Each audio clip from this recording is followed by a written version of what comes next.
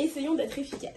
Hello tout le monde, j'espère que vous allez bien, que vous avez passé un bel été, une belle rentrée et de bons mois en cette absence tellement longue que je ne préfère passer dessus. Ça fait hyper longtemps que je ne suis pas venue sur cette chaîne, j'avoue. J'ai l'impression de dire ça à chaque vidéo, mais qu'on se le dise, franchement, faire des vidéos et avoir une activité à côté à temps plein, c'est hyper compliqué. Et d'un côté, ça me frustre parce que j'ai très envie de partager avec vous mon aventure de l'entrepreneuriat. Mais je sais pas, les vidéos, j'ai peut-être ce syndrome de la perfection qui fait que j'ai envie de faire une vidéo qui soit bien montée, pas trop longue, pas trop courte, avec des petits effets marrants, des petits textes qui arrivent. Enfin, j'essaie de faire un truc un peu sympa. Le problème, c'est que quand tu veux faire un truc qui soit léché, qui soit beau, avec des effets, bah ça prend du temps. Et quand du lundi au samedi, ben, t'es en train de bosser sur ton projet, t'as pas forcément le temps de faire des super vidéos. Et en fait, moi, je me suis dit que je préfère ne pas poster de vidéos plutôt que de faire des vidéos un peu vite fait. Vous êtes certains et certaines à me dire que, bah, franchement, nous, on a envie de suivre un petit peu le truc au quotidien. Pas grave si c'est pas hyper beau. L'important, c'est que tu partages un peu ton aventure avec nous. Parce que, bah voilà, les choses que tu traverses, bah, c'est des choses que nous, on traverse aussi. Et c'est toujours bien de pouvoir les partager. Du coup, j'essaie de prendre un peu le contre-pied de ce truc.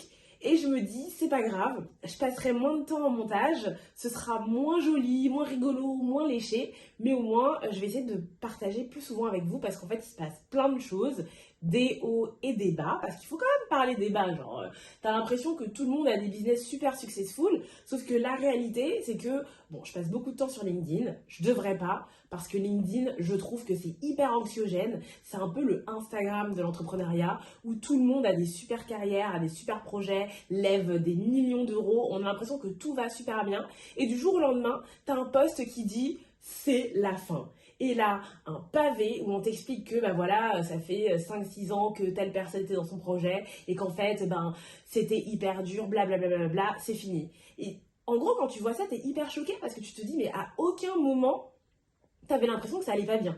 Alors c'est clair que bah faut pas forcément montrer à tout le monde ces moments de doute et ces échecs parce que bah voilà, t'as ta communauté qui te suit, mais t'as aussi tes clients. Mais en vrai, why not, quoi? En vrai, why not? Faut arrêter de faker le truc. Des fois, bah, ça marche pas trop bien. Et je pense que c'est important de montrer quand ça marche pas trop bien. Et de toute façon, on finira bien par s'en rendre compte à un moment ou à un autre. Parce que voilà, hein, des boîtes qui ferment, il y en a plein. Faut arrêter de penser que c'est mal, en fait. Parce que finalement, 90% des boîtes ne survivent pas au-delà de 3 ans. C'est un chiffre qui revient tout le temps. Et c'est un chiffre qui, je pense, il faut rappeler. Du coup, bah, c'est pas très grave d'échouer. C'est rare quand un entrepreneur se lance et cartonne sur sa première boîte. Pas plus tard qu'hier, j'avais un workshop avec un mec qui s'appelle Gongaz, qui a créé une boîte qui s'appelle Mailwarm. Et en fait, il nous expliquait qu'il a créé genre 7 ou 8 boîtes avant de lancer Mailwarm, qui a super bien marché pour le coup. Donc voilà, moi j'ai la prétention de me dire que j'espère que ma première boîte, ce sera celle que je réussirai. L'avenir nous le dira bien assez tôt. En tout cas, tout ce blabla et cette introduction pour vous dire que je vais essayer de vous partager un peu plus souvent mes aventures et que je vais aussi essayer de vous partager un peu les phases down parce que je sais qu'il y en a. Vous savez qu'il y en a. On sait tous qu'il y en a parce que si la vie était un long fleuve tranquille, ça se saurait. Pour moi, c'était important de vous partager un petit peu les choses que j'ai appris. Alors, j'ai pas la prétention de vous donner des leçons, parce qu'en fait, qui suis-je pour vous donner des leçons? Enfin, je suis comme vous, en fait. Hein. J'essaye de monter ma boîte avec les moyens du bord, sans forcément avoir beaucoup de réseaux et beaucoup de thunes en background. Je sais pas si ça se dit ça. Bref, vous avez compris. J'essaie de me dépatouiller à mon échelle et de vous partager comment je fais pour y arriver ou pas d'ailleurs, parce que des fois j'y arrive et il se passe des trucs trop cool que j'ai trop envie de vous partager et des fois en fait c'est la merde totale et du coup bah c'est plus dur. Mais voilà, je trouve que c'est important de pouvoir vous partager un peu mes apprentissages, des choses que j'ai appris, qui ont fait un peu de tilt dans ma tête, parce que je me dis que peut-être que ça vous fera gagner du temps, peut-être que chez vous aussi ça provoquera un déclic. En tout cas, moi ça m'a aidé et je me dis que si je peux partager pour que ça puisse vous aider aussi, let's go, c'est gratuit. Je vais rentrer dans le vif du sujet. Là, je fais genre, j'ai un cahier avec marqué le truc, enfin le vif du sujet. Alors qu'en fait, pas du tout. Je trouvais juste que c'était trop cool d'avoir un petit objet dans les mains que je pouvais toucher parce que je sais jamais quoi faire de mes mains. Et si je commence à parler comme ça, vous allez plus du tout me suivre. Mais bref, le premier apprentissage que je voulais vous partager, c'est le suivant. Votre boîte n'est pas votre bébé. Je le répète en fermant mon cahier accessoire, au cas où ça n'a pas tilté dans vos têtes ou que c'était pas très clair. Votre boîte n'est pas votre bébé. Et ça, je l'ai compris hyper récemment. On a toujours tendance à dire que son projet, sa boîte, son entreprise, c'est son bébé. Moi, je l'entends toujours en fait. Je l'entends tout le temps et je l'ai beaucoup pensé pendant des mois, voire même des années. Pour moi, Homeboa, c'est mon bébé. Enfin, je me dis, je me réveille, je pense à Homeboa. Toute la journée, je travaille sur Homeboa. Le soir, en me couchant, je pense à Homeboa. Les week-ends, c'est Homeboa. En fait, Homeboa prend toute ma vie. Et je me suis dit, qu'est-ce qui prend autant de place dans une vie ? Et c'est un bébé, en fait. Quand t'as un bébé, le matin, il est là, la journée, il est là, le soir, il est là, tu penses tout le temps à lui. Et c'est pour ça qu'en fait, les gens ont tendance à faire l'amalgame et se dire que votre boîte, c'est votre bébé. Mais le problème, c'est que c'est hyper néfaste de penser comme ça. Parce que tu prends tout perso. En tout cas, moi, c'est comme ça que je l'ai vécu. Et en fait, pendant toute cette aventure de l'entrepreneuriat, j'ai fait plein de trucs. J'ai fait de la communication, j'ai créé l'image de marque, j'ai décroché des premiers partenariats, j'ai embarqué des gens dans mon aventure. Et du coup, c'est hyper gratifiant quand ça marche parce que quand tu penses que c'est ton bébé, quand on te dit que ton bébé il est trop beau, t'es trop content, tu te dis ah ouais, c'est normal, c'est moi, c'est trop cool. Mais là en fait, j'arrive à un stade où je suis dans un truc hyper désagréable qui est la prospection commerciale. Alors il y a plein de types de business et il se trouve qu'en fait moi j'ai jamais vraiment eu besoin de prospecter. Ce qu'il faut savoir c'est que Homeboa, donc pour les personnes qui ne savent pas trop ce que je fais, en gros moi j'ai créé une plateforme qui permet à mes clients, donc des particuliers dans un premier temps mais maintenant des entreprises, de découvrir de nouvelles cultures de façon hyper ludique. Donc en fait on fait de la mise en relation entre des femmes qui ont envie de partager leur culture à travers des activités comme des cours de cuisine, de la fabrication de cosmétiques, des ateliers de tapisserie, de poterie, etc. Donc elles partagent leur culture à travers des activités et du coup je l'ai mis en relation avec des personnes qui ont envie de découvrir de nouvelles cultures et d'aborder des sujets autour de la diversité culturelle mais de façon un peu sympa. Bref, j'ai créé un outil pour faire tout ça.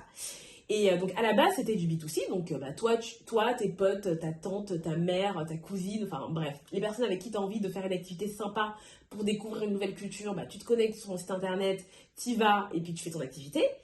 Et j'en parlerai un petit peu plus tard, le B2C c'est très compliqué. Du coup, j'ai eu des opportunités de business en B2B, donc auprès d'entreprises, et il se trouve que ça a hyper bien marché. Et en fait, j'ai eu une opportunité, 2 opportunités, 3 opportunités qui m'ont rapporté beaucoup d'argent d'un coup, et je me suis dit, en fait, c'est trop bien en fait le B2B. Donc du coup, je me suis dit, ok, je vais creuser un peu plus cet aspect-là. Et c'est la raison pour laquelle je suis moins présente sur les réseaux sociaux, notamment sur Instagram. Pour les personnes qui suivent le compte Homeboa, avant on avait l'habitude de poster tout le temps et tout, et là en fait on a un peu fait un virage et on se focalise un peu plus sur le B2B. On n'a pas quitté le B2C, mais en tout cas on se focalise un peu plus sur le B2B. Et pourquoi je dis ça ? Je vais essayer de me cadrer un peu parce que là je filme en une traite, donc je balance tout. Je dis ça parce que vu que ça marchait bien, je me suis dit que j'allais pas m'arrêter aux opportunités entrantes que j'avais, mais j'allais vraiment aller chercher ces opportunités.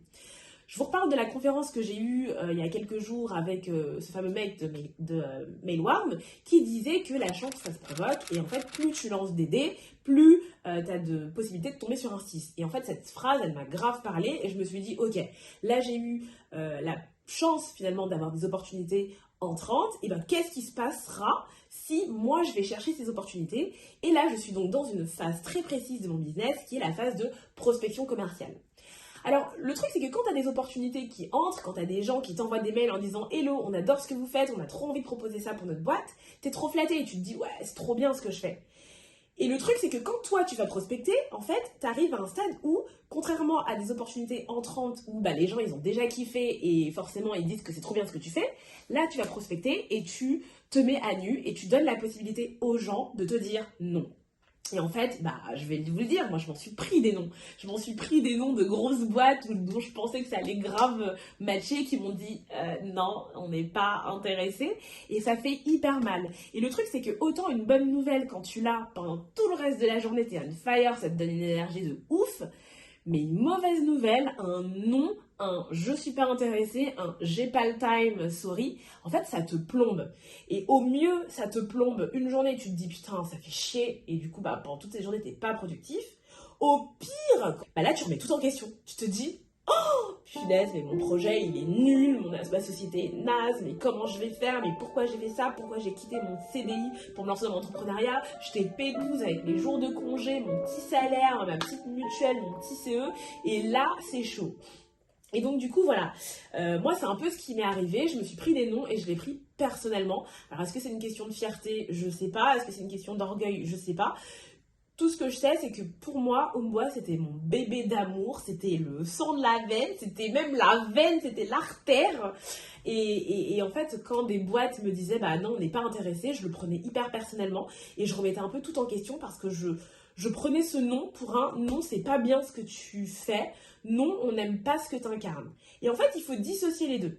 Vous savez, il y a deux types d'entrepreneurs, ça je l'ai aussi un peu réalisé. Il y a les entrepreneurs vraiment engagés qui ont créé des boîtes parce qu'en fait ils sont portés par des valeurs et ils sont portés par des combats qu'ils ont envie de mener par des causes. Et c'est souvent le cas des entrepreneurs à impact, mais pas que. Et il y a les entrepreneurs un peu opportunistes. Mais c'est pas opportuniste dans le mauvais sens du terme. C'est juste que voilà, tu crées une entreprise parce que tu as envie de créer de la valeur et de gagner de l'argent pour ça. Et tu as des entrepreneurs qui aiment ce truc de créer de la valeur, de créer des projets, d'entreprendre, mais qui sont pas forcément animés par une cause de dingue. Donc ils vont faire des petites études de marché pour essayer de comprendre où est-ce qu'il y a du business et où est-ce qu'il y a de l'argent à se faire. Et ces entrepreneurs-là, ils sont naturellement détachés du projet parce qu'ils suivent les opportunités en fait. Ils se disent ok, il y a de l'argent là, je vais là. Bon, là c'est chaud, il n'y a pas d'argent, mais je sens qu'il y a de l'argent là-bas, ok, je lâche ce business que je fais et je vais là-bas. Et pour eux, en fait, c'est hyper facile de se détacher et je pense que c'est ça qui fait qu'ils y arrivent, c'est qu'ils sentent les opportunités, ils sont grave à l'écoute de leur marché et ils sont hyper détachés de leur projet. Là où l'entrepreneur à impact, il est tellement impliqué dans son projet, et ça a été mon cas, que c'était hyper dur pour moi, en fait, de me détacher d'Homebois et de me dire que Homebois, c'est un business qui me permet de réaliser ou du moins d'œuvrer pour une cause, mais je peux le faire autrement. Et en fait, une fois que j'ai compris ça, ça a tout changé. Ça a tout changé et aujourd'hui ça va mieux. Ça a tout changé parce que voilà, maintenant quand une boîte me dit non, on n'est pas intéressé, je me dis c'est pas grave, c'est pas ma cible, je passe à une autre boîte. Quand quelqu'un me dit c'est un peu nul ce que tu fais, je me dis écoute, c'est ton avis, moi je continue. Et du coup, je suis plus à l'écoute du marché, je suis moins vexée des noms, je prends beaucoup mieux les recals et les ghostings et en fait j'avance sans prendre perso le mauvais truc qu'on a dit sur la boîte quoi. Et du coup voilà, c'est un peu l'apprentissage du jour. Alors c'est pas j'ai rien révolutionné, je pense que peut-être que vous le savez déjà, très certainement vous le savez déjà, mais moi il y a beaucoup de choses qu'on me partage que je sais déjà, mais ça fait juste du bien de l'entendre.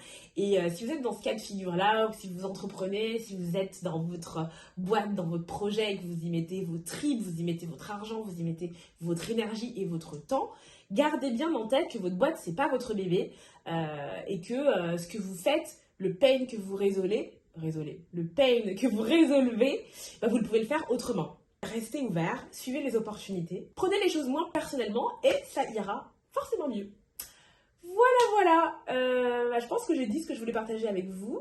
J'ai plein d'autres petits apprentissages que j'ai découverts, redécouverts, ou sur lesquels du coup j'ai pu ouvrir les yeux ces derniers mois et j'ai trop hâte de vous les partager. Donc cette fois-ci, je vous retrouve vraiment bientôt pour une nouvelle vidéo. En tout cas, si le format vous plaît, ce petit format, juste on prend 5 minutes pour échanger un petit peu, je prends 5 minutes pour vous partager un petit peu mes petits apprentissages que j'ai fait pendant mon aventure entrepreneuriale, n'hésitez pas à liker, à partager parce que ça donne un peu de force et c'est bien de donner de la force. Quant à moi, je vous retrouve très vite pour une nouvelle vidéo. Salut!